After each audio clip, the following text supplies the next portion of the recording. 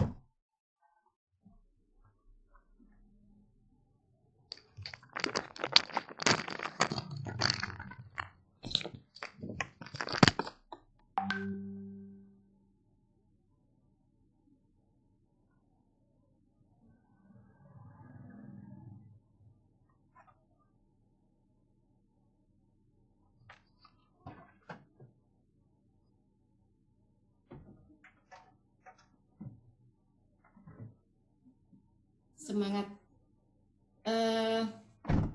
Izin share screen, Bapak. Siap, silakan Bu. Sudah ada akses ya? Oke. Ya, sudah dibuka. Dan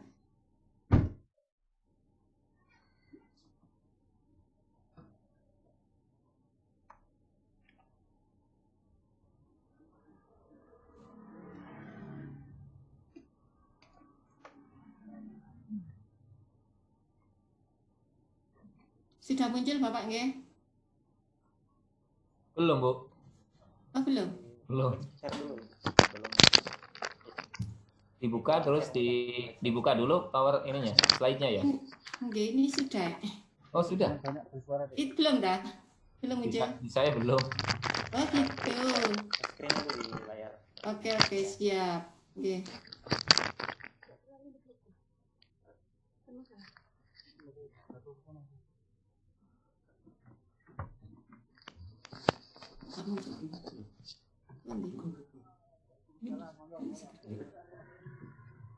Ini screen ini.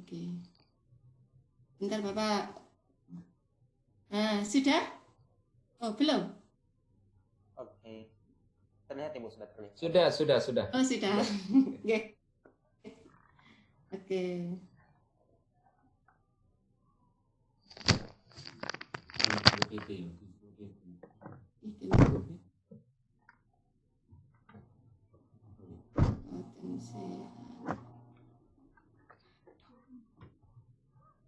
Saya slide dulu Bapak.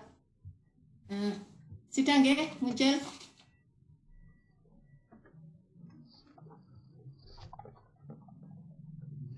Halo, Bapak Mujahid? Jelas Ibu. Oke.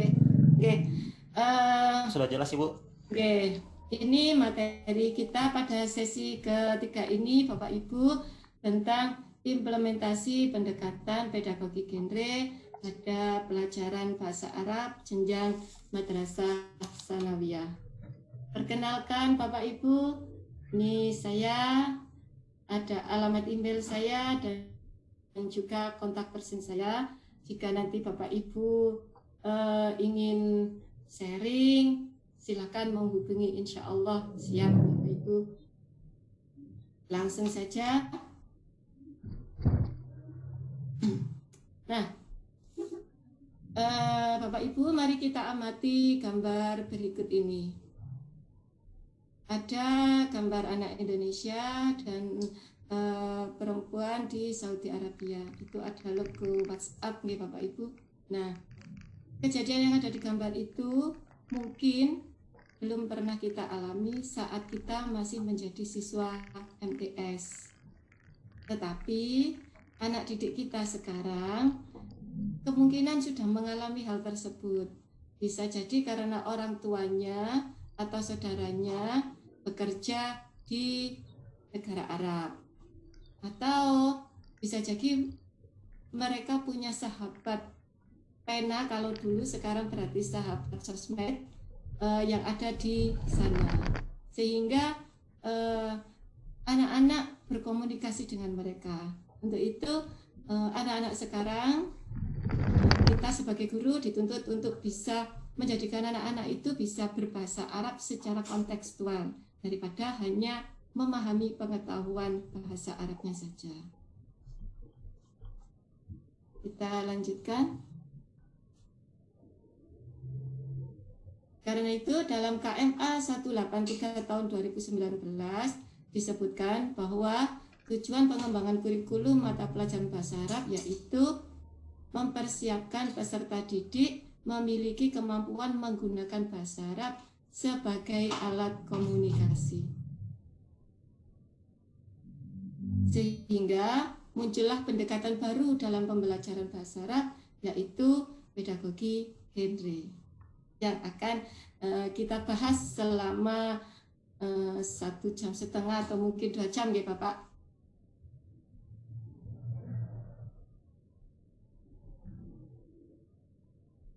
Nah, ini adalah pedagogi genre. Bahwa pedagogi genre adalah pendekatan. Pendekatan ini mampu membantu siswa lebih kompeten berbahasa. Juga siswa itu mampu berkomunikasi melalui penguasaan keterampilan berbahasa. Keterampilan berbahasa seperti kita tahu ada 4 nih Bapak Ibu, ada menyimak, berbicara, membaca, dan menulis. Nah, kemudian alasan pemilihan pedagogi genre ini. Yang pertama, berorientasi pada keterampilan. Karena dalam siklus pedagogi genre ini nanti akan diajarkan beberapa keterampilan berbahasa, baik itu keterampilan yang reseptif, yaitu menyimak dan membaca, maupun keterampilan yang produktif, yaitu berbicara dan menulis. Alasan yang kedua, pedagogi genre ini mengakomodir HOTS atau tingkat berpikir tingkat tinggi. Nah, dalam siklus ini nanti akan diterapkan ada proses mulai dari menganalisis, karena HOTS itu mulai menganalisis sampai pada mengkrit atau mengkreasi. Alasan yang ketiga, bahwa pedagogi genre ini mengakomodir keterampilan abad 21. Seperti kita tahu bahwa keterampilan abad 21 itu biasanya kita kenal dengan 4C. Ada kreatif, critical thinking skill atau berpikir kritis, kolaboratif, dan komunikatif. Nah, hubungan pedagogi genre dengan keterampilan berbahasa yang 4. Jadi pedagogi genre itu nanti akan mengakomodir semua keterampilan berbahasa itu. Jadi tidak bisa kita itu mengajarkan istimak hanya murni istimak. Jadi kita mengajarkan istimak mesti ada kegiatan yang lain, yaitu menulis atau bahkan kalam dengan menirukan. Itu kita lanjutkan Bapak Ibu. Pendekatan pedagogi genre yang akan kita gunakan nanti yaitu pedagogi genre yang berdasarkan pada Rotary. Jadi ini nanti ada 4 siklus dalam pedagogi genre seperti yang sudah disampaikan tadi oleh Ustadzah Mamlaatul Hasanah tadi waktu sesi pertama. Jadi ini kita mengulang sedikit dari yang sudah disampaikan oleh Ustadzah Mamlu. Yang pertama yaitu membangun konteks. Yang kedua, pemodelan atau modeling, kemudian latihan terbimbing atau joint construction, kemudian konstruksi mandiri atau independent construction. Jadi itu 4 siklus pedagogi genre. Kita akan bahas satu persatu Bapak Ibu. Yang pertama, building knowledge of the field, BKUF, atau membangun konteks atau membangun pengetahuan. Tujuan tahap membangun konteks adalah membangun konsep pengetahuan siswa mengenai topik yang akan ditulis atau dibicarakan. Jadi membangun konsep. Jadi kita tunjukkan dulu konsepnya. Nanti akan kita pelajari apa saja. Kemudian tahap ini merupakan langkah awal yang dilakukan guru bersama siswa untuk mengarahkan pemikiran ke dalam pokok persoalan yang akan dibahas. Jadi nanti itu akan kita fokuskan, tema kita nanti akan membahas tentang ini. Jadi pembahasannya tidak melebar. Pada tahap ini dilakukan pengumpulan informasi sebanyak-banyaknya tentang topik yang akan ditulis atau yang akan dibicarakan. Sehingga nanti akan kita bahas banyak mufradat terkait tema tersebut melalui kegiatan membaca dan menyimak.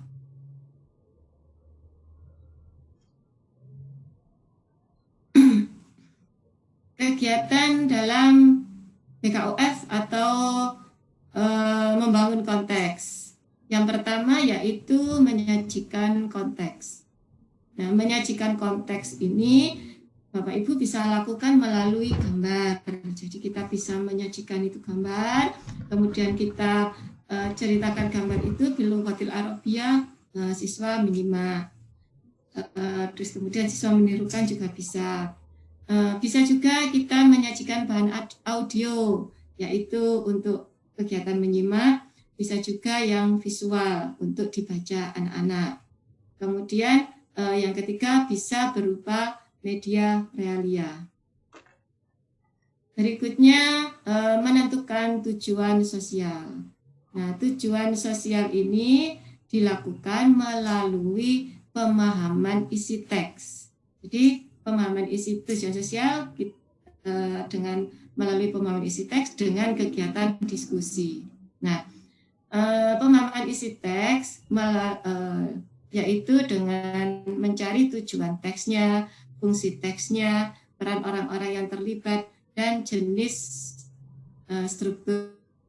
Nah, kita memahami isi teks ini melalui kegiatan menemukan informasi sampai disajikan pertanyaan yang kompleks.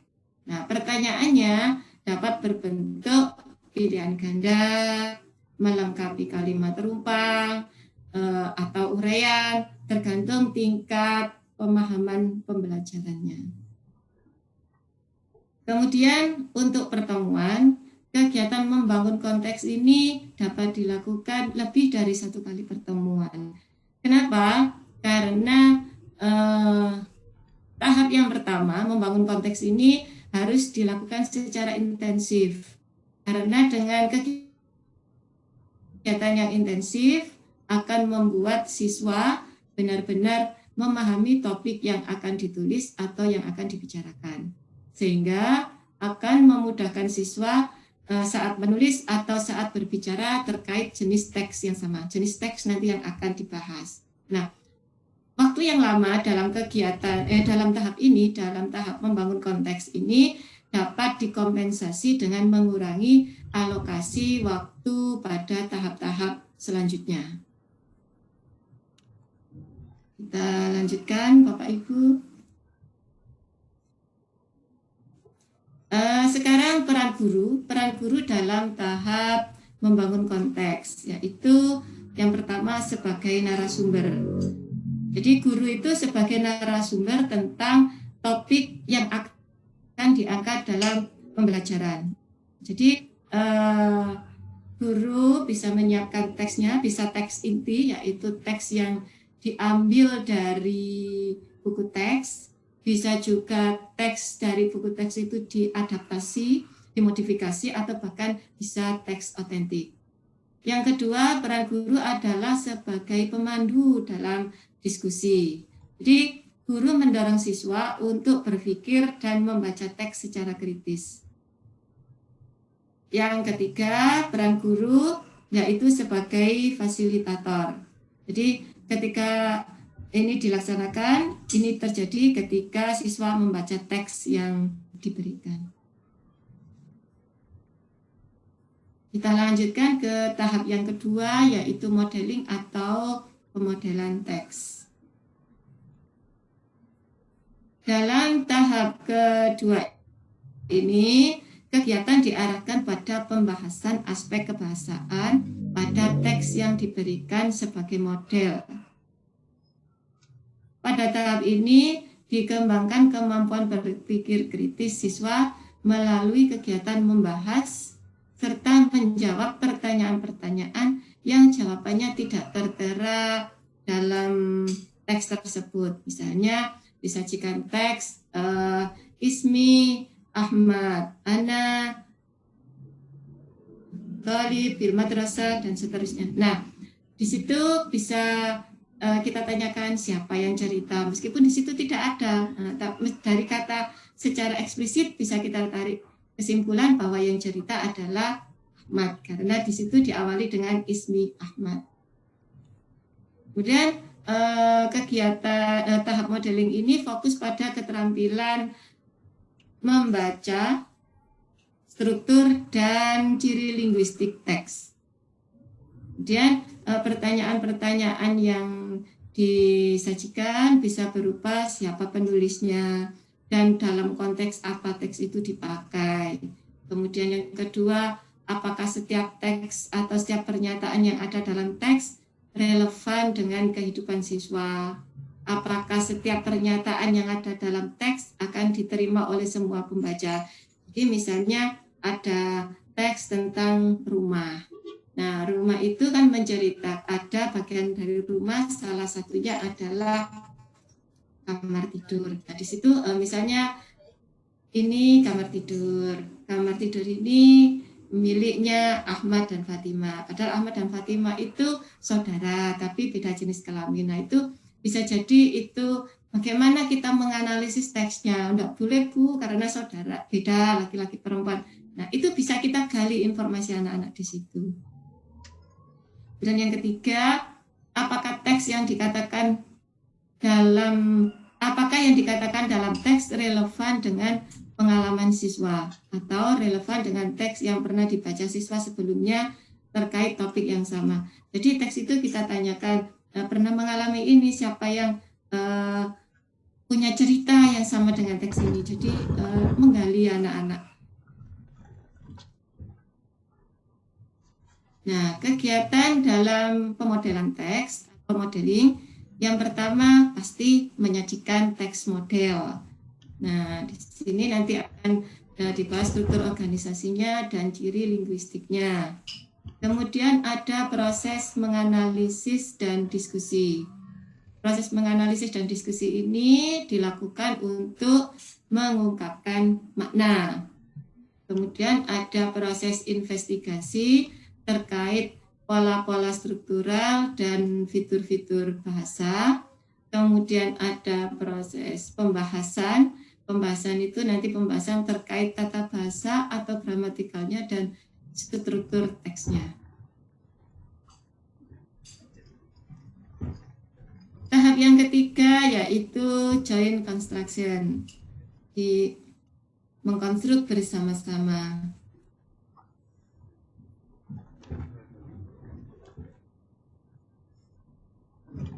Tahap ini adalah merupakan pengimplementasian pemahaman dari kedua tahap sebelumnya, yaitu membangun konteks dan pemodelan teks. Nah, pada tahap ini terjadi diskusi antara guru dan siswa untuk menyamakan pemahaman tentang konteks dan makna teks. Yang berikutnya,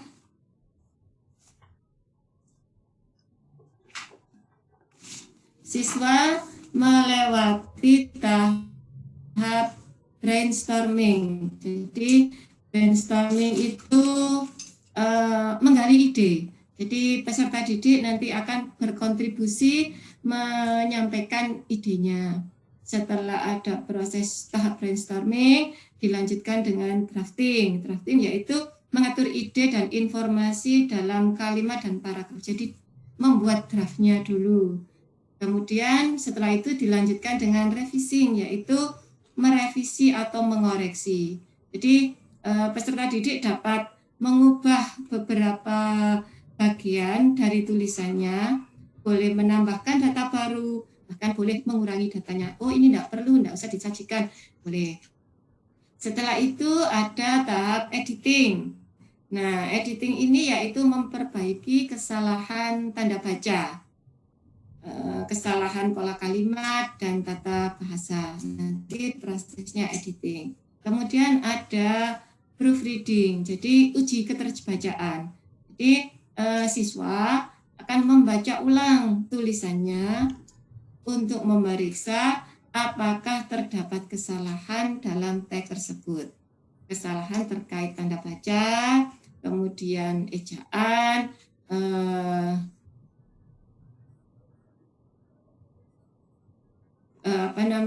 dalam penggunaan kesalahan dalam penggunaan nama, misalnya kalau laki-laki itu hu, kalau perempuan itu ha. Nah, seperti itu. Kemudian tahap yang terakhir yaitu publishing, jadi mempublish karyanya. Nah, kegiatan joint construction ini dapat dilaksanakan dalam bentuk menyusun kalimat acak, boleh, atau secara berkelompok mendiskusikan teks yang akan disusun. Jadi anak-anak bisa berkelompok, nanti akan menyusun teksnya bagaimana. Untuk contohnya nanti ada di slide yang selanjutnya.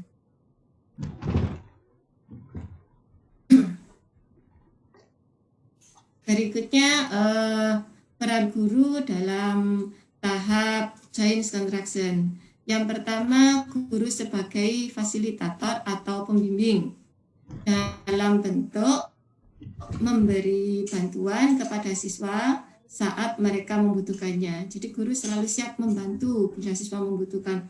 Ibu, saya tidak paham ini, kita datangi. Ibu, saya tidak paham ini, kita datangi. Kemudian yang kedua, peran guru adalah sebagai observer atau pengamat. Jadi guru mengamati perkembangan kemampuan siswa dalam menyusun teks yang menjadi fokus pembelajaran. Jadi guru selalu berkeliling mengamati bagaimana tingkat kemajuan siswa dalam kelompok tersebut.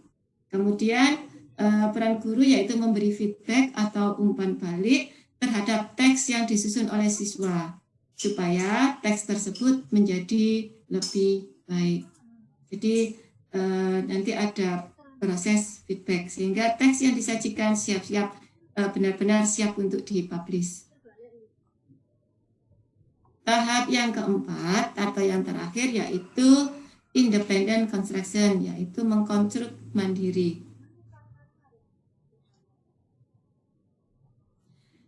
Kegiatan dalam mengkonstruk mandiri yang pertama yaitu pasti menulis secara mandiri. Nah, dalam menulis secara mandiri ini bimbingan guru minimal. Jadi bila diperlukan saja.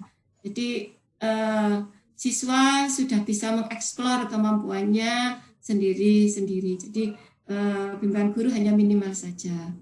Yang kedua, setelah menulis teks secara mandiri, siswa dapat melakukan refleksi terkait apa yang ditulisnya dan apa yang dipelajari. Kemudian yang ketiga, membandingkan teks yang ditulis dengan teks temannya. Ini bisa kita lakukan dengan teknik kunjung karya. Jadi kita tempel karya anak-anak, kemudian anak-anak bisa berkeliling melihat hasil karya temannya. Nah, kemudian bisa juga yang kegiatan yang berikutnya yaitu menceritakan kembali. Jadi tulisannya setelah hasil berkunjung, oh saya kurang ini, mungkin bisa ditambahi. Setelah jadinya tulisannya bisa diceritakan di depan kelas. Jadi pada independent construction ini atau konstruksi mandiri ini ada proses menulis dan juga nanti ada proses kalam berbicara karena bercerita di depan kelas. Nah, sekarang kita ke implementasi pedagogi genre.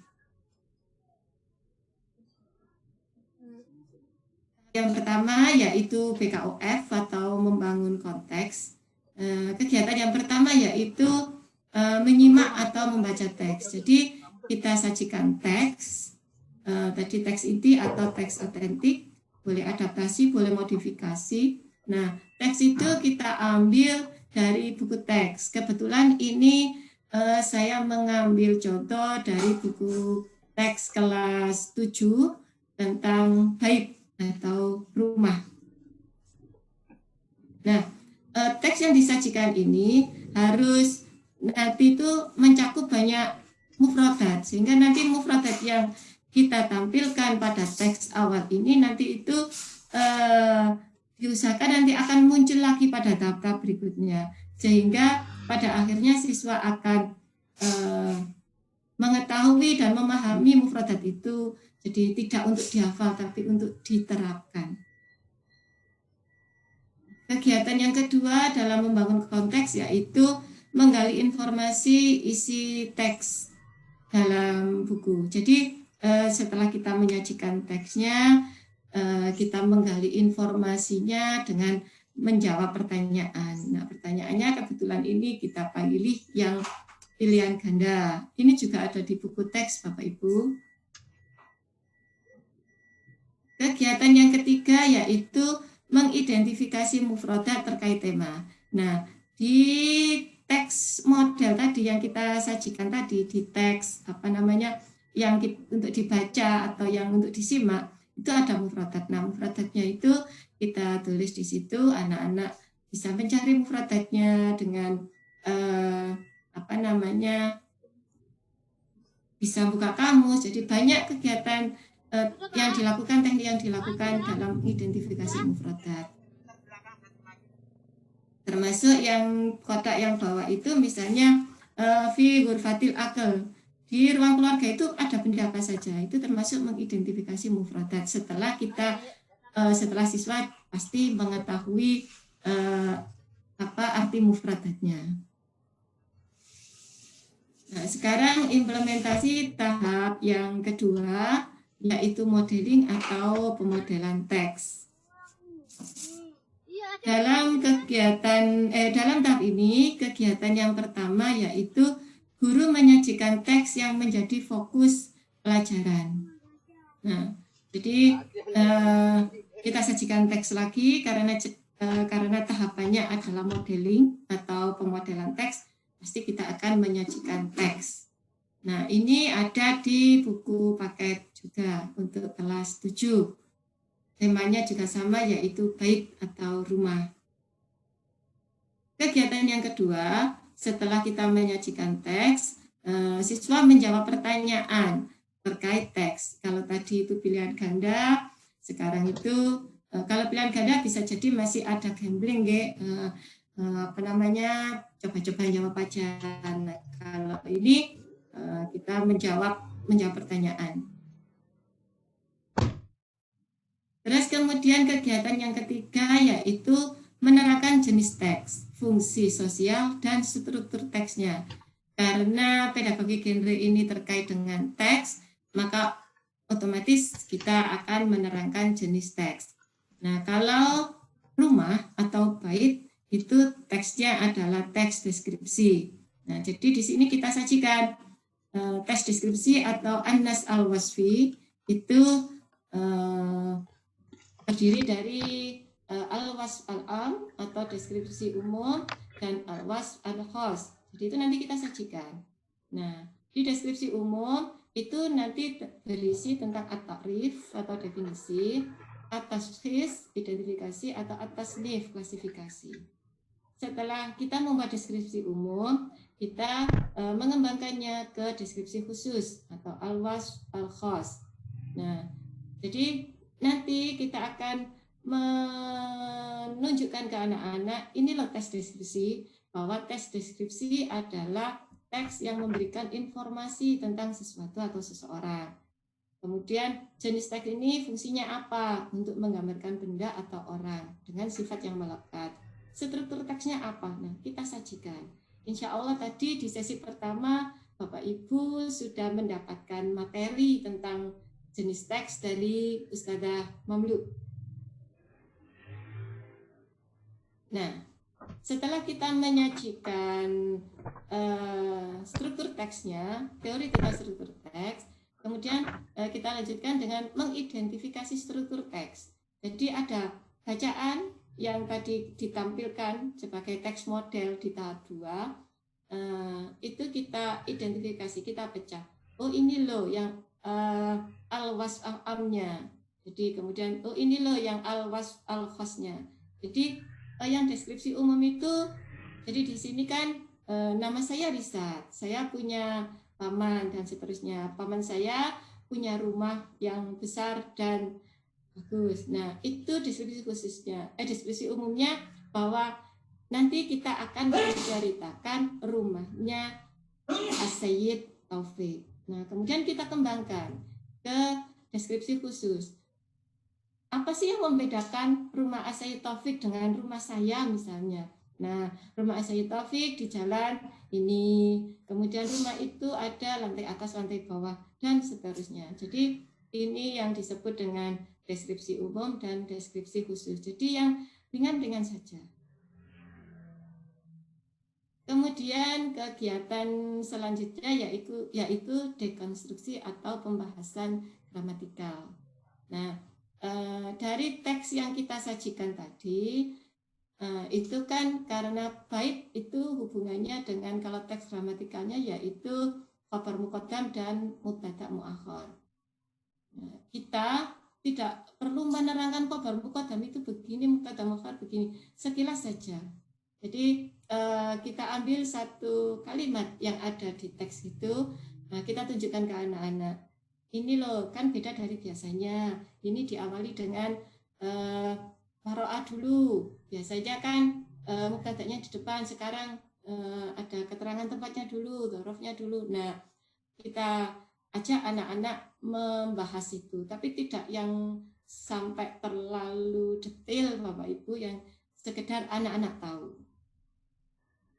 Setelah kita membahas struktur gramatikalnya, nah kita terapkan. Jadi apa yang sudah kita bahas tadi, kita terapkan struktur gramatikalnya dengan mengerjakan latihan-latihan. Seperti yang ini juga ada di buku, mengubah dari khabar muqaddam mubtada muakhar ke bentuk mubtada khabar. Bisa juga kebalikannya, dari mubtada khabar dulu diubah ke khabar muqaddam mubtada muakhar. Ini penerapan struktur gramatikal. Ini juga ada di buku teks. Tahap yang ketiga yaitu joint construction atau mengkonstruk terbimbing.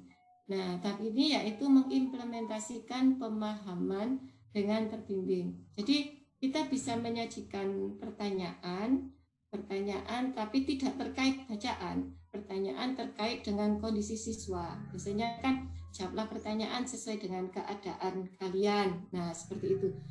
Bisa seperti itu. Jadi masih ada terbimbing. Atau bisa juga kerja kelompok. Nah, kalau kerja kelompok, jadi membuat teks untuk dikerjakan secara kelompok, nanti kita pakai model yang seperti ini. Jadi insa inas itu. Jadi secara kelompok. Jadi nanti ada, misalnya satu kelompok itu ada 4 orang. Ini si A ke bagian apa, si B ke bagian apa. Nah, nanti diterapkan pembagiannya seperti itu. Ini ada di buku teks juga Bapak Ibu di kelas 7. Kalau yang di kelas 8 dan 9 itu ada, biasanya itu menyusun kata acak, ada yang menyusun kalimat menjadi paragraf, macam-macam. Jadi variatif untuk kegiatan joint construction ini. Nah, kemudian setelah menyusun teks, kita lanjutkan ke tahap brainstorming yang tadi. Jadi ini ada proses mengumpulkan ide. Itu ada nama, siapa itu yang atas itu kan, maaf.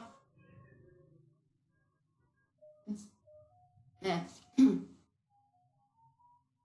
ini yang atas Setiawati ini menulis 2 kalimat. Kemudian Azam menulis, Arina juga menulis kalimat, Nadine juga menulis kalimat. Nah, dari ide-ide setiap kelompok, kemudian ada proses drafting, revising, editing, sampai yang terakhir itu siap publish, sehingga muncul di gabungan hasil tulisan seluruh anggota. Nah, di situ di sebelah kanan itu ada Nadine, itu ada kesalahannya. Nah, itu prosesnya.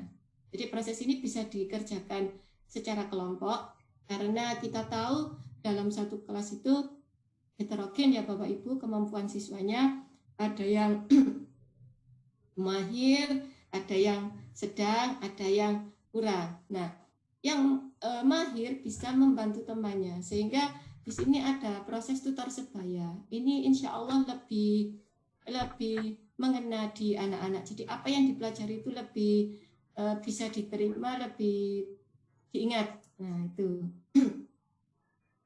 Tahap yang terakhir dalam pedagogi genre adalah independent construction, yaitu mengkonstruk mandiri. Di sini siswa mengungkapkan secara individu gagasannya, baik lisan maupun tulisan. Bisa kita dengan menyajikan gambar, kemudian anak disuruh membuat cerita. Nah, terus kemudian ini kita beri kalimat pembuka. Anak-anak tinggal meneruskan. Kenapa ada kalimat pembuka? Biasanya anak-anak itu kesulitan mengawali ceritanya. Ini dimulai dari mana? Yang diceritakan apa dulu? Nah, dengan kita memberi kalimat awal, diharapkan anak-anak bisa meneruskan membuat kalimatnya sesuai dengan gambar yang disajikan. Atau bisa juga anak disuruh menceritakan rumahnya sendiri, bebas, berdasarkan mufradat yang sudah dipelajari, kemudian tata bahasa yang sudah dipelajari. Itu tahap independent construction atau mengkonstruk mandiri.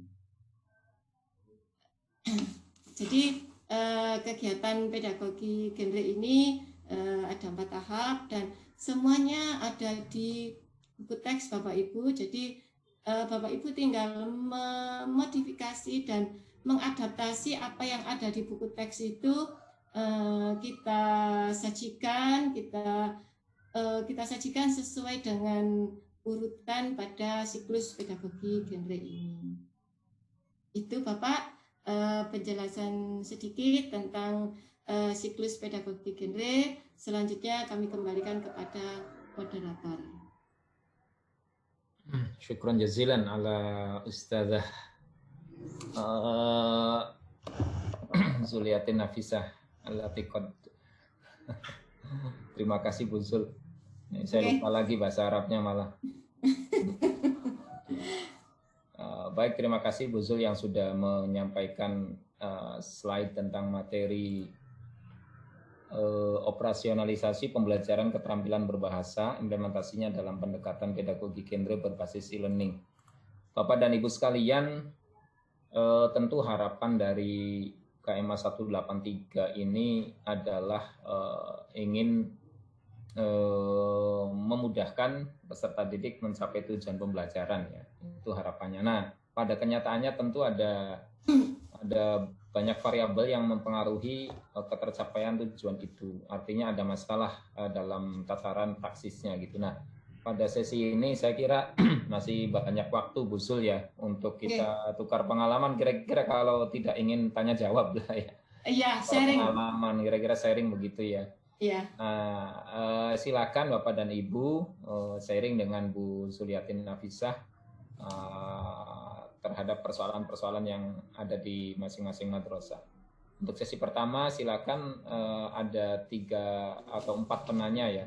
Bisa dibantu teman-teman host Pak Hafid, Pak Irmadoni atau Bu Arini untuk spotlight yang bertanya.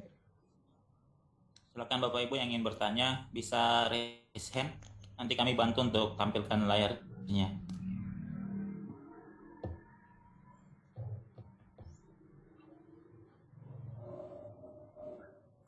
Di perangkat Bapak Ibu itu ada gambar, ada tulisan raise hand. Oke, ini sudah ada. 1, coba saya spotlight dulu. Spotlight dari MTSN 3 Banyuwangi. MTSN 3 Banyuwangi, ya. Silakan bisa langsung ya sambil nanti mengidentifikasi yang lain Pak Hafid ya. MTSN 3 Banyuwangi. Ya. Silakan, Fadl. Ustaz atau Ustazah? Ustaz. Bismillahirrahmanirrahim. La tansa ismuk ya Ustaz. Bismillahirrahmanirrahim. Assalamualaikum warahmatullahi wabarakatuh. Waalaikumsalam. warahmatullahi wabarakatuh. أنا أريد السؤال كيف طريقه ما اسمك يا أستاذ؟ عفوا ما اسمي اسمك؟ أولا نعم أولا اسمي غفران من مدرسة ثانوية الثالث بنيواني. تفضل أستاذ.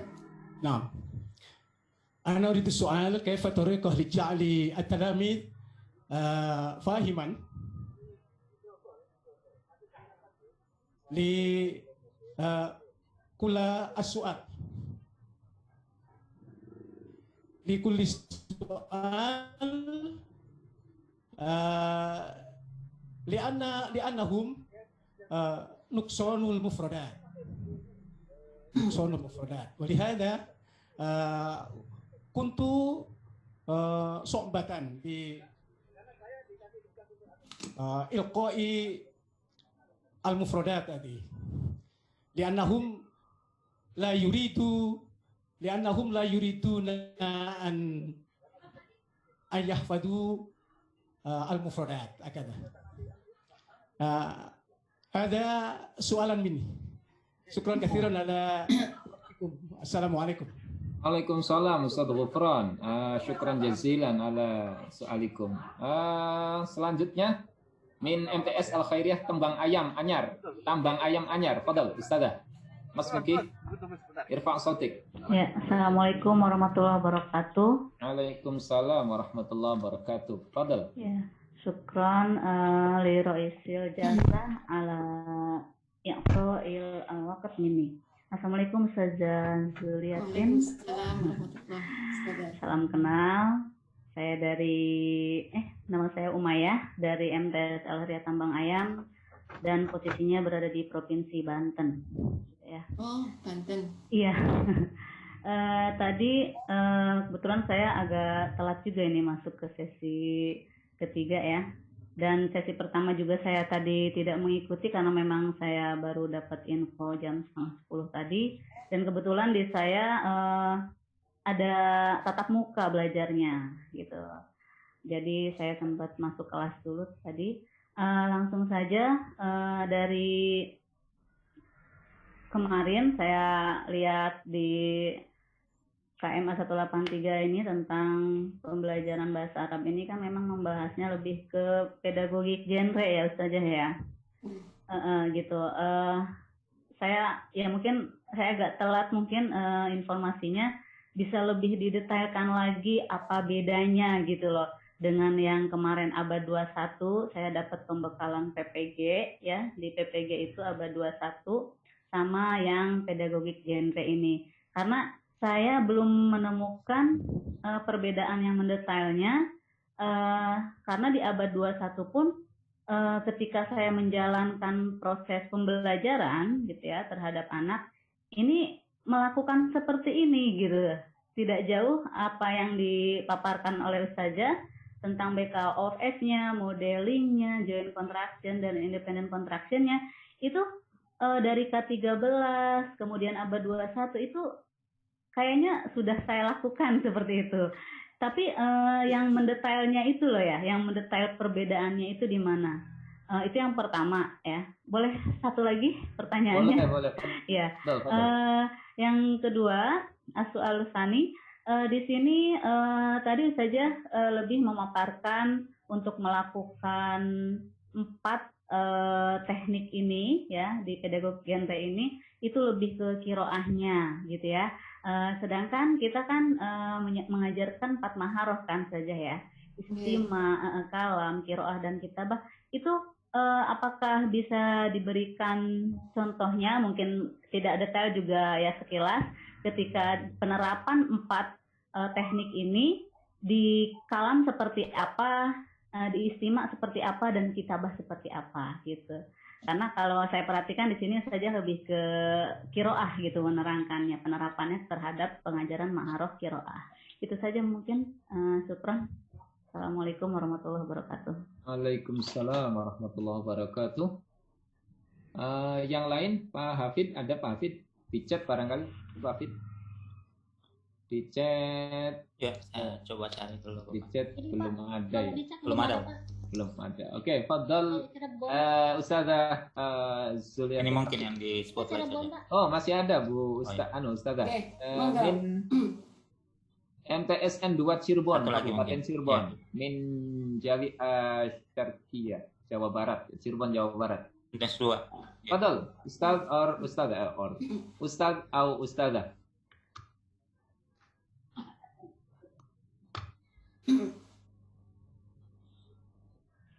Iya. Di-unmute dulu suaranya, Bapak. Assalamualaikum warahmatullahi wabarakatuh. Waalaikumsalam Waalaikumsalam warahmatullahi wabarakatuh. Yang terhormat Al-Mukarram Dr. Mujahid. Amin amin amin. Yang terhormat Dr. Zuliatin Nafisah. Ismi Dede Sofyan Hadi. Min Cirebon. Wa sahibi Ustaz Zul. Nah, ayo insyaallah. Cirebon. أولا يعني من ناحية تعلم اللغة العربية ونحن ندرس يعني الأنماط في الإنشاء yaitu pola-pola atau bentuk dalam insya atau dalam menulis. Nah, dalam menulis itu ada beberapa buku yang kemudian menulis banyak pola-pola dalam menulis atau dalam kitabah atau dalam insya. Ada sekitar mungkin 70 pola dalam penulisan itu. Nah, maksud saya, apakah itu juga kemudian tidak diberikan misalnya di tingkat dasar, ibtidaiyah atau tsanawiyah atau sampai aliyah, yang kemudian bisa menjadi salah satu ukuran ketika menulis insya. Karena setelah saya baca buku itu cukup menarik juga, karena di situ ada nanti walaupun ada insya hur dan insya muwajjah, mungkin insya muwajjah begitu, tapi di situ ada pola misalnya al-kalimah al-basitah, saya menulis kalimat yang sederhana, kemudian yang luas, dan berikutnya yang kompak atau rumit. Nah itu saya kira perlu ada edukasi, dan itu mungkin boleh jadi masuk ke dalam kurikulum atau ke dalam pembelajaran di bahasa Arab. Itu yang pertama.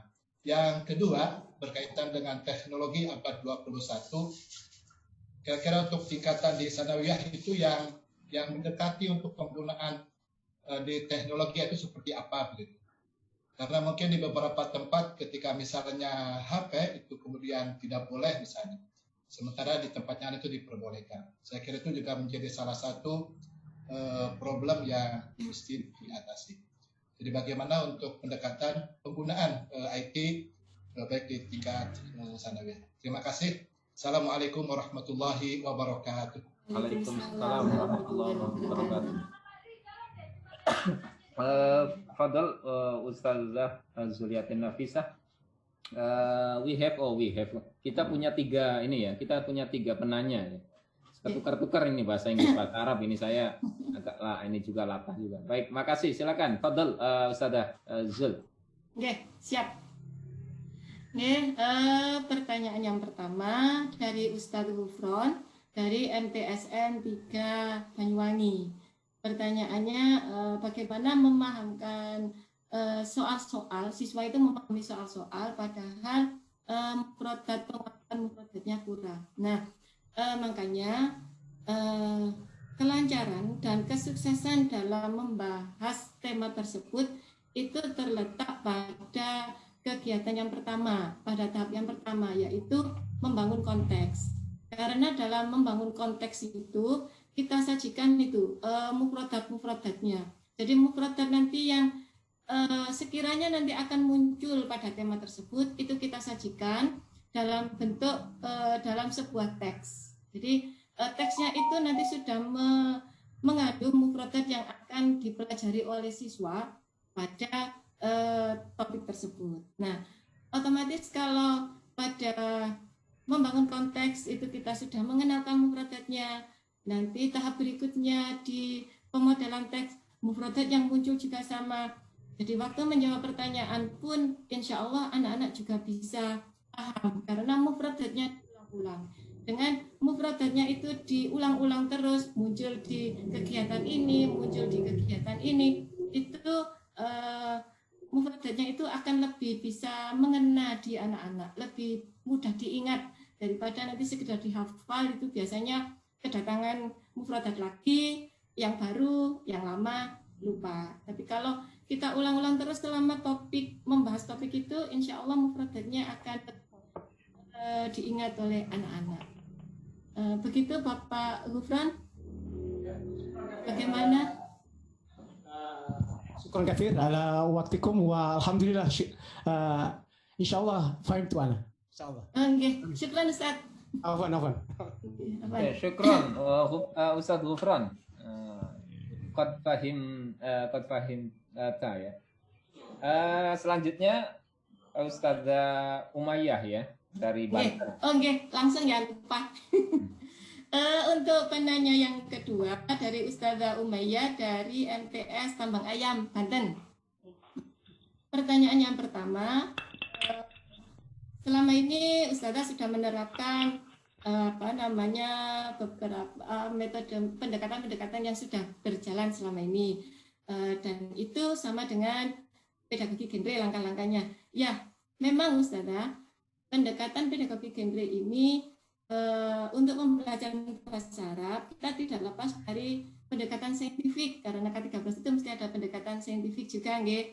Nah, pendekatan saintifiknya itu kita terapkan saat kita belajar pengetahuan. Jadi waktu kita mengajarkan mufradat ke anak-anak, itu kan ada proses mulai dari mengamati, mencari maknanya, mengkomunikasikan. Nah, itu di situ untuk pedagogi, untuk pendekatan saintifiknya, termasuk dalam proses nanti yang tarkib itu kan anak-anak juga bisa menggali informasi, kemudian mengumpulkan informasi dan mengkomunikasikannya.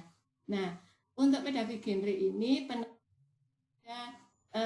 keterampilan. Jadi untuk anak bisa nanti menulis dan berbicara, maka harus ada proses-proses yang dilalui.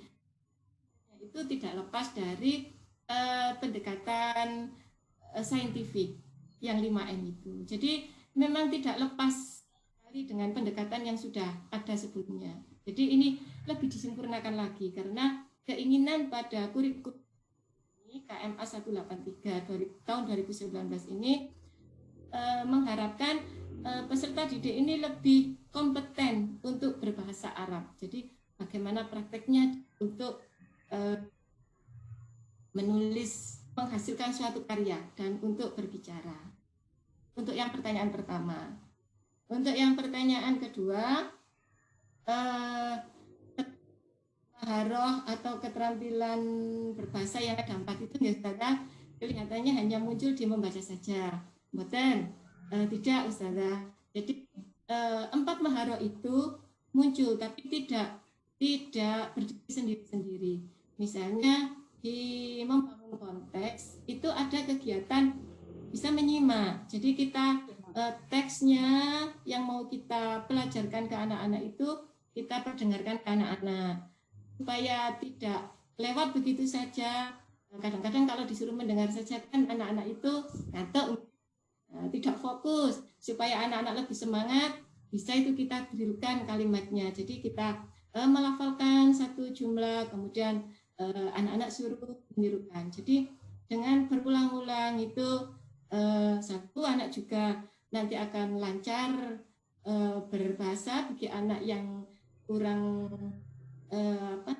yang kemampuan membacanya atau menulisnya kurang, nanti kan bisa terbantu dengan model seperti itu. Kemudian dengan menirukan itu juga untuk variasi pembelajaran.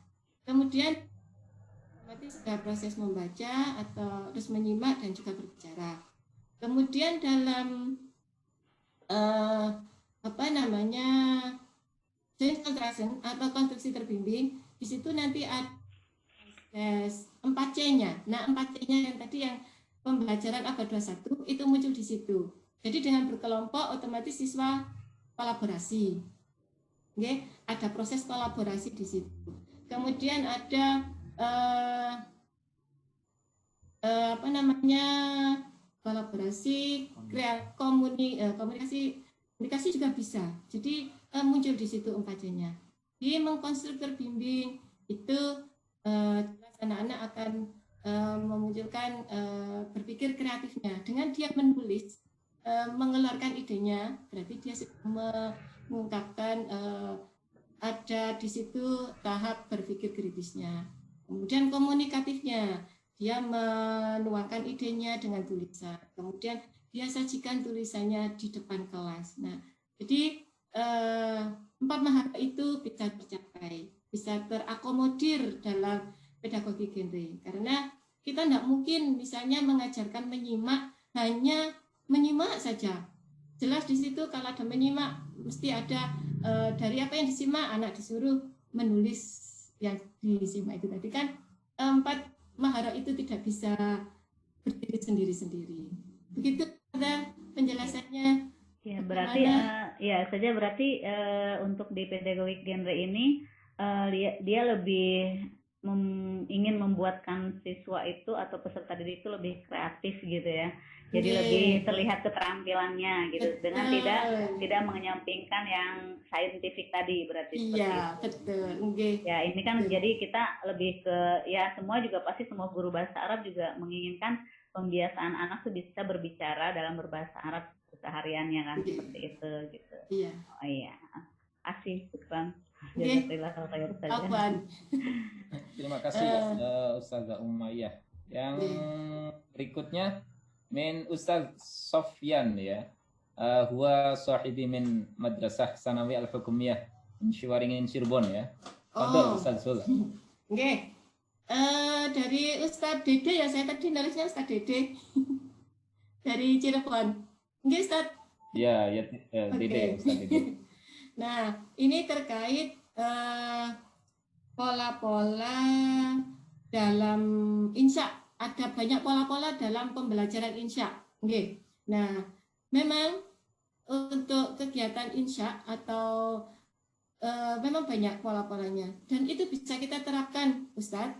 Jadi dalam mengkonstruk mandiri itu bisa Ustadz pakai yang yang terbimbing boleh, yang al-khur atau bebas juga boleh. Jadi di pedagogi genre ini guru diberi kewenangan yang seluas-luasnya untuk mengeksplor apa yang dipunya, apa yang dikuasai, sehingga ujungnya nanti adalah supaya siswa itu punya kemampuan atau kompeten untuk berbahasa Arab. Jadi boleh Ustadz, tidak ada masalah. Jadi malah lebih bagus, sehingga pembelajarannya lebih variatif. Jadi tidak waktu mengkonstruk mandiri modelnya mesti begitu. Jadi bisa ditebak anak-anak. Kalau bisa variatif malah asik anak-anak. Apalagi ya ini nanti modelnya, jadi selalu ditunggu-tunggu. Jadi lebih menyenangkan nanti itu Ustaz. Bagus Ustaz. Itu bisa diterapkan Ustaz. Begitu nggih? Untuk yang pertanyaan pertama. Terus untuk pertanyaan yang kedua tentang penggunaan IT atau di sini handphone nggih Bapak. Nggih. Kalau selama ini memang untuk MTS itu belum diperkenankan membawa HP ke madrasah. Tapi misalnya Bapak Ibu guru ingin ada pembelajaran dengan HP, misalnya kita mau pakai Kahoot atau yang kuisis atau yang semacam itu, selain berbasis e-learning ya, mungkin kita untuk variatif pembelajaran sekali-sekali dengan model-model begitu boleh sebenarnya anak itu membawa HP ke madrasah, asal begitu sampai di madrasah kita himbau itu anak-anak begitu datang ke madrasah silakan HP-nya taruh di meja Bapak. Jadi di meja Bapak siapkan semacam keranjang, tulis di situ HP-nya siapa, taruh di situ. Misalnya satu kelas itu ada 32 anak, kita pastikan HP yang terkumpul itu ada 32. Sehingga tidak ada nanti misalnya sewaktu razia anak itu membawa HP, alasannya saya disuruh Bu Yuli. Nah, akhirnya tidak sinkron antara peraturan di madrasah dengan keinginan kita. Jadi tetap sebenarnya boleh, asalkan itu dikumpulkan sebelum kegiatan, sebelum dipakai. Begitu selesai, langsung dikumpulkan lagi. Diambil waktu pulang. Atau kalau di madrasahnya Bapak Ibu itu banyak fasilitas komputer, bisa itu pakai komputer di madrasah. Jadi ya Allah, kita masih bisa menggunakan IT dalam pembelajaran bahasa Arab ini. Begitu Bapak. Ustaz, ada dek. Hal indakum soal akhar. Oh, yakfi ya. Oke, baik, terima kasih. Syukran Ustaz. As'adakumullahu jami'an. Amin. Selanjutnya. Ya, ada yang dicat, Pak. Ya, ada yang dicat, saya bacakan ya. Begini Bu Zul. Oke. Yang pertama dari MTSN 3 Ciamis. Untuk penyampaian materi bahasa Arab ada kesulitan. Itu ketika menghadapi siswa yang belum lancar BTK-nya. Karena terus terang saja di MTS 3 Ciamis 50% siswa kelas 7 belum lancar baca tulis Al-Quran. Jangankan menjelaskan tarkib dan yang lainnya, baca saja belum bisa. Jadi pertanyaan pertama, bentuk penilaian apa yang harus dilaksanakan oleh guru? Kedua, agar siswa fasih dan lancar berbahasa Arab, apakah siswa harus diwajibkan menghafal kosakata? Yang ketiga, bagaimana caranya siswa lebih senang belajar bahasa Arab? Mungkin jangan bisa cepet-cepet Bapak. Oke, saya bacakan yang pertama dulu ya. Oke. Bentuk penilaian apa yang harus dilaksanakan oleh guru itu? Di tengah siswa yang beragam itu ya, yang ada yang belum lancar itu gimana? Padahal. Terus yang kedua enggak? Oh, yang kedua langsung ya. Yang kedua, supaya siswa fasih dan lancar, apakah siswa harus menghafal kosakata, mufrodat?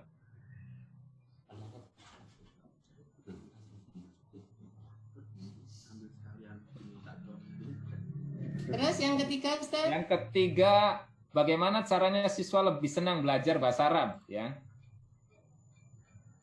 Nah, yang selanjutnya Pak Hafid. Halo Pak Hafid, monitor Pak Hafid.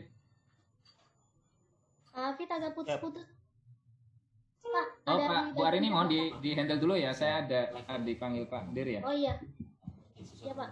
Padahal Bu Zul. Oke. Untuk yang pertama itu kan ada dijumpai siswa dengan kemampuan yang berbeda, bahkan ada yang belum lancar baca tulisnya. Sebenarnya kayaknya itu hampir terjadi sama dengan di madrasah kami, Bapak, karena madrasah kami itu di pinggiran, jadi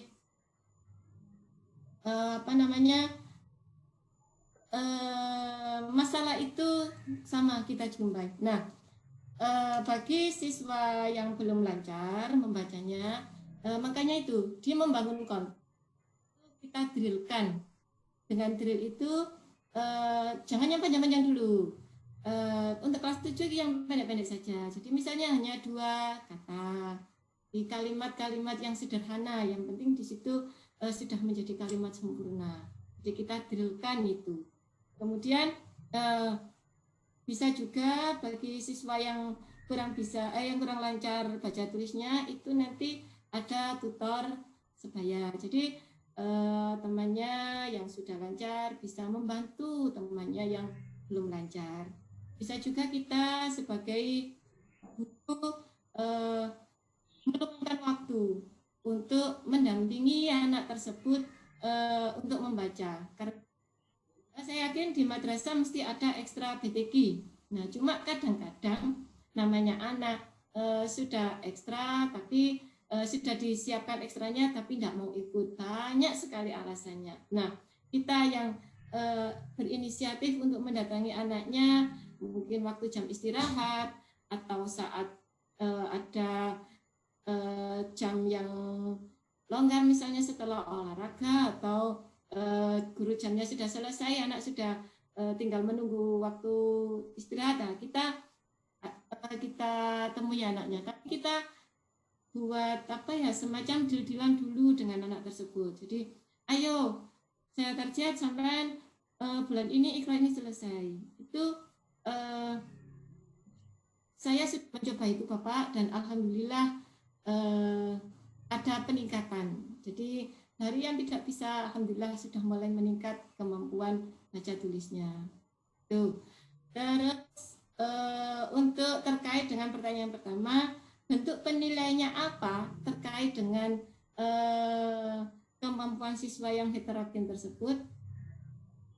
Bentuk penilaiannya sama seperti yang teknik penilaiannya kan bisa dengan kalau pengetahuan kita bisa ada penugasan, bisa ada tes tulis, kemudian ada tes lisan. Nah, untuk yang penugasan itu membantu anak-anak yang kurang tadi itu bisa dengan kerja kelompok. Jadi nanti, itu tadi itu tersebaya, lagi-lagi ada tutor sebaya itu. Begitu nggih Bapak Ibu. Kemudian atau grid soalnya bisa kita turunkan. Maksudnya kosakata yang digunakan atau bahasa yang digunakan itu yang simple sehingga mudah untuk dicerna anak-anak. Terkait pertanyaan yang kedua, apakah siswa harus menghafal mufradat? Tidak. Jadi menghafal mufradat itu menurut saya bukan suatu keharusan. Karena kalau menghafal saja tidak diterapkan akan menguap. Nah, jadi mufradat yang didapat itu dengan kita sering kita drillkan, kita latihkan, munculkan mufradat ini lagi-lagi muncul, ini lagi muncul. Nah, otomatis secara tidak langsung itu akan membekas di anak-anak. Sehingga, ujungnya nanti bagaimana? Yaitu dalam proses anak mengkonstruk mandiri. Nah, itu adalah penerapan dari mufradat yang dikuasai anak-anak. Otomatis dari satu kelas kemampuan penguasaan mufradatnya tidak sama pasti, karena yaitu tadi kemampuannya berbeda-beda atau heterogen. Paling tidak tuntutan KD-nya terpenuhi. Oh, siswa sudah bisa ini, sudah cukup. Gitu. Untuk pertanyaan yang ketiga, bagaimana supaya siswa lebih senang berbahasa Arab? Ya, kita sebagai guru harus lebih kreatif, mungkin dengan teknik-teknik yang berbeda-beda. Bisa juga dengan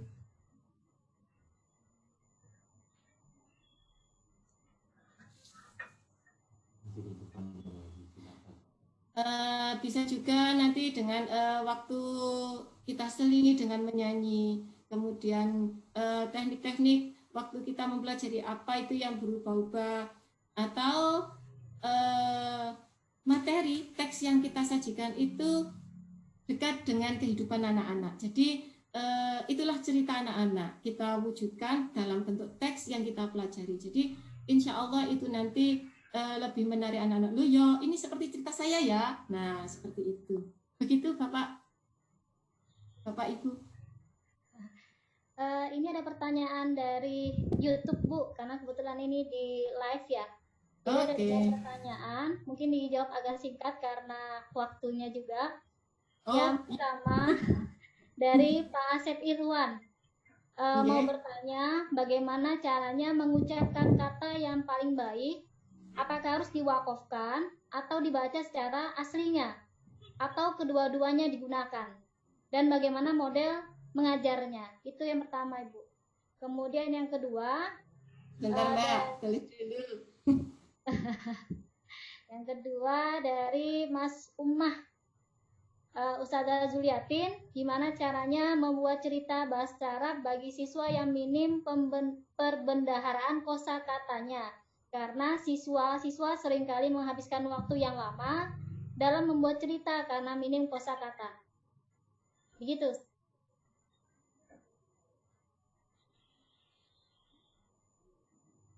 Oke. Sudah? 2. Oke.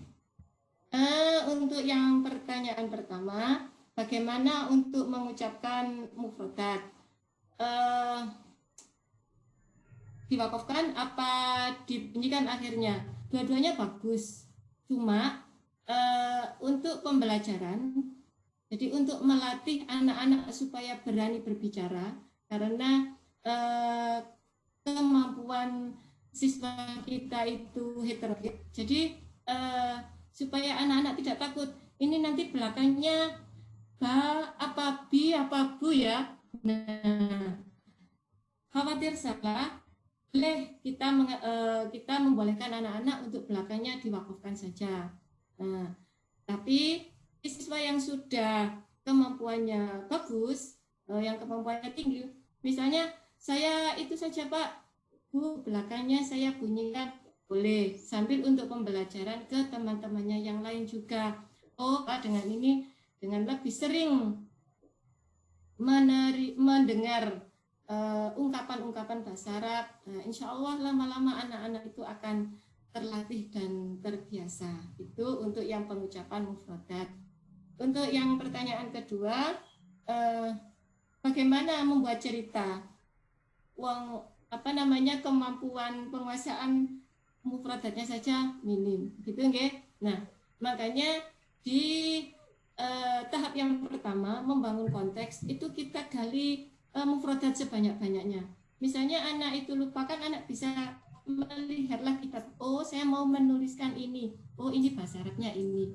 Enggak apa-apa. Itu adalah proses belajar. Jadi memang proses belajar itu bertahap.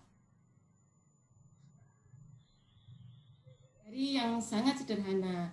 Bisa juga karena minim kosakata, makanya kita bantu itu dengan untuk siswa yang awal mungkin ada namanya melanjutkan cerita. Jadi cerita ada kita bantu kalimat pembukanya seperti tadi, kemudian dilanjutkan dengan cerita berikutnya. Kalau kita tidak boleh meminta anak punya kemampuan yang sama, ceritanya harus ini semua harus semuanya ada lengkap begini-begini. Kita tidak bisa memaksa anak begitu. Kita harus tetap menyadari kemampuan setiap anak, sehingga yang penting tujuan kita mempelajari itu tercapai. Jadi semua anak sudah diberi kesempatan, sudah mendapat kesempatan untuk menuangkan idenya. Dan kegiatan menulis ini, mengungkapkan ide itu memang harus diasah mulai dari kelas bawah. Jadi mulai kelas 7 anak sudah belajar menulis, sehingga nanti setiap bab diasah, nanti anak itu akan terbiasa. Jadi kalau disuruh cerita sudah tidak bingung lagi apa yang mau diceritakan. Begitu Bapak Ibu. Ya.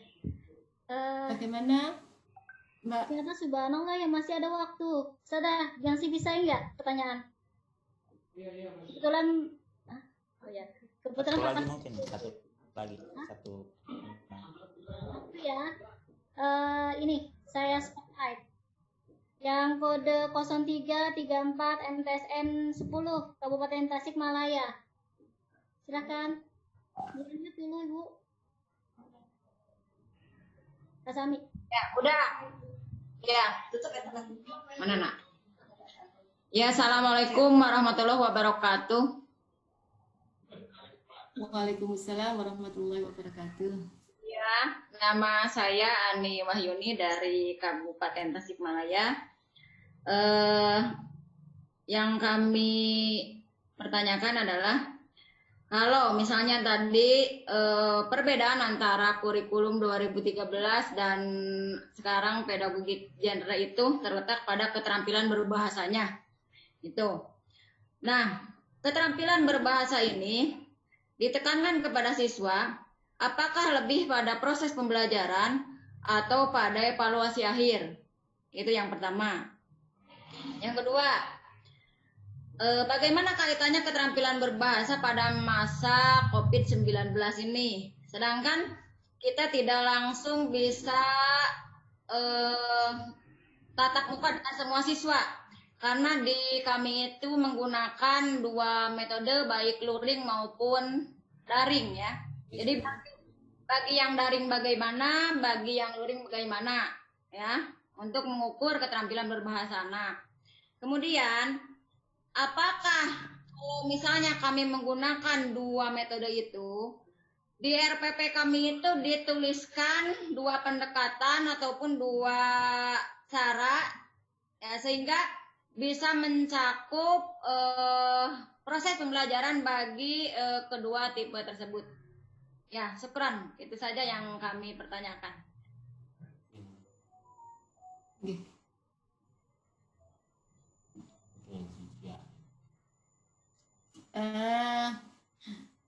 Terima kasih pertanyaannya Ibu Ani dari Tasikmalaya. Saya coba menjawab ya Ibu.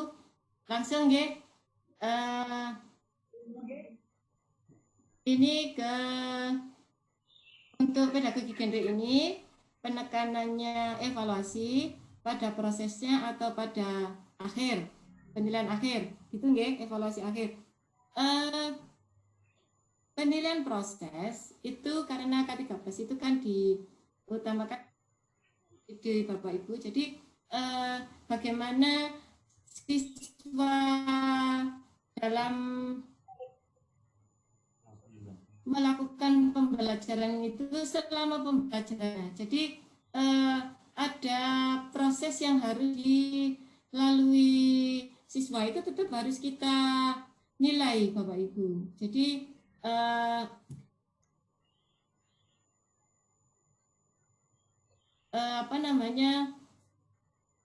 termasuk siswa itu akhirnya nanti akan berhasil membuat sebuah karya tulisan yang tulisannya itu nanti bisa disampaikan ke kelas, di depan kelas, itu kan juga proses, dia proses dalam menghasilkan tulisan itu. Nah, itu prosesnya adalah hasilnya itu.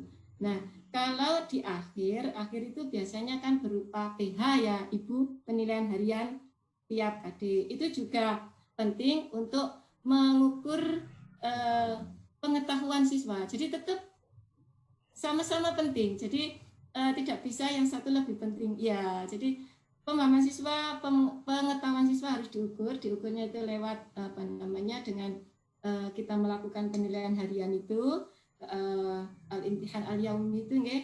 Kemudian yang untuk prosesnya itu saat siswa menghasilkan sebuah karyanya itu. Itu untuk pertanyaan pertama. Kemudian untuk yang pertanyaan kedua, untuk mengukur keterampilan berbahasa, bagaimana bagi siswa yang daring sama yang luring, begitu nggih? Untuk yang luring mudah karena itu normal seperti biasanya. Jadi kita bisa bertatap muka, bisa berinteraksi, bisa mengamati bagaimana dia berproses sampai dia bisa menulis, gitu nggih Ibu? Nah, kalau yang daring memang ekstra perlakuannya. Jadi kita bisa membimbing anak dulu itu saat tetap waktu membangun konteks, kita bisa menyajikan teks itu. Kita bisa menggunakan e-learning Ibu di bahan ajar. Atau kemudian tentang bagaimana waktu pemodelan teksnya, struktur teksnya. Untuk menerangkannya, Ibu bisa pakai YouTube, maksudnya video. Kalau videonya nanti itu biasanya kalau diupload di e-learning itu berat kalau diakses anak-anak, bisa Ibu beri link YouTube-nya Ibu. Jadi Ibu sudah bisa jadi YouTuber juga dengan videonya itu. Jadi sekarang itu kita mengikuti arus zaman. Jadi kita menjelaskannya dengan video. Itu banyak aplikasi Ibu, jadi Ibu bisa menggunakannya. Nah, supaya tidak berat di e-learning, bisa kita share saja linknya. Jadi kita upload video kita di YouTube, linknya kita share ke e-learning. Nah, setelah menerangkan proses menerangkan Ibu, kita pemodelan teksnya. Nah, waktu konstruk mandiri itu kita bisa membentuk kelompok kecil di WhatsApp group. Jadi WhatsApp group kelompok kecil, kelompok ini bagaimana perkembangannya itu kita bisa memantau.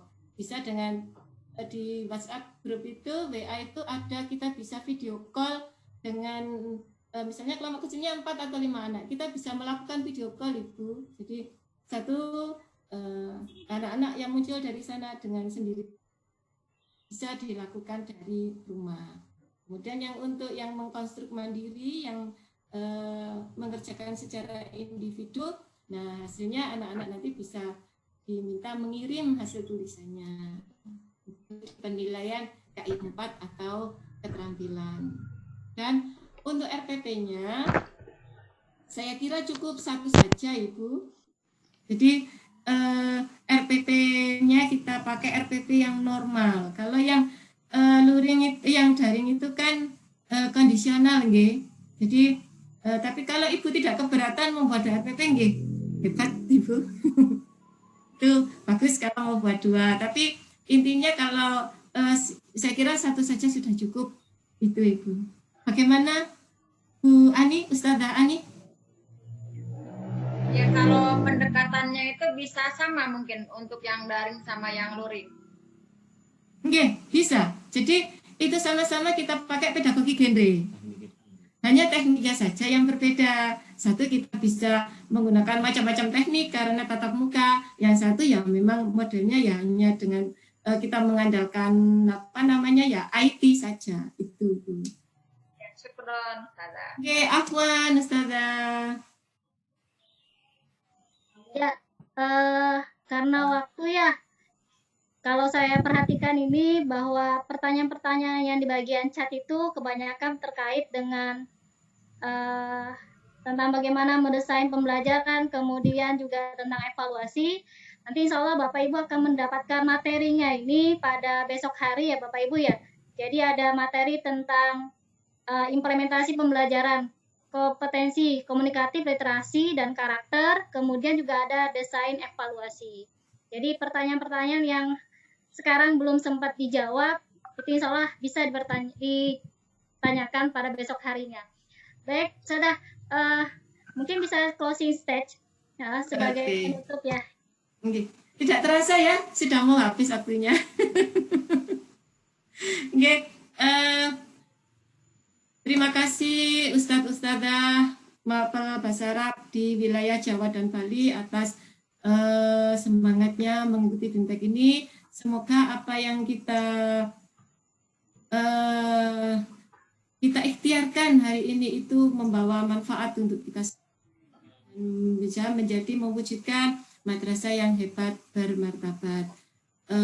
Jadi inti untuk sekarang tuntutan kita adalah bagaimana mengajarkan siswa itu berbahasa Arab, sehingga harapannya anak didik kita itu kompeten untuk berbahasa Arab dan namanya bahasa Arab semakin dicintai oleh itu. Terima kasih Bapak Ibu semuanya. Maaf atas salah kata atau salah sikap saya dalam menanggapi pertanyaan ataupun sharing-sharingnya yang mungkin kurang pas. Mohon maaf yang sebesar-besarnya. Sukses untuk kita semua, sukses untuk madrasah. Oke, saya akhiri. Wallahul muwaffiq.